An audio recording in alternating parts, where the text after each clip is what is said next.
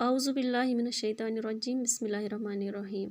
अस्सलामु अलैकुम प्यारे बच्चों हम सेहत और सफाई पढ़ रहे हैं, यानी हमारा जो मौजू है सेहत और सफाई।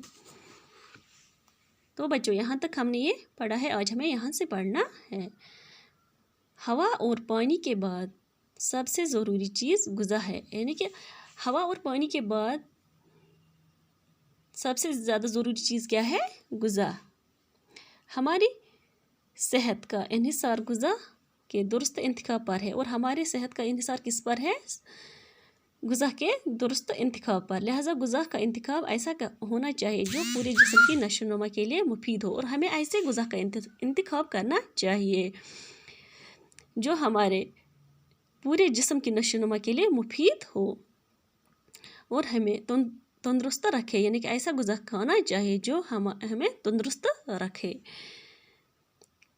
कुदरत ने दुनिया के मुख्तलिफ़ खित्तों में मुख्तलिफ़ ग़िज़ाई अजनास की पैदावार की सबील रखी है, यानी कि कुदरत ने दुनिया के मुख्तलिफ़ खित्तों में मुख्तलिफ़ ग़िज़ाई अजनास की पैदावार की सबील रखी है। मुकामी पैदावार से हासिल होने वाली ग़िज़ाई अशिया, यानी मुकामी पैदावार से जो हासिल होने वाली ग़िज़ाई अशिया है उसमें मौसमी फल, सब्ज़ियाँ वगैरह सेहतमंद इंसान की तवानाई बरकरार रखने के लिए मुफीद साबित होती है।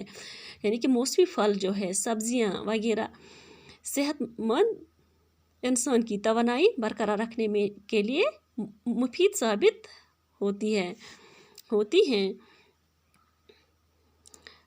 अच्छी ग़िज़ा वही है जो हल्की, सादा, क़ुव्वत बख्श और ताज़ा हो, और अच्छी ग़िज़ा वही है जो हल्की हो, सादा हो और क़ुव्वत बख्श और ताज़ा हो।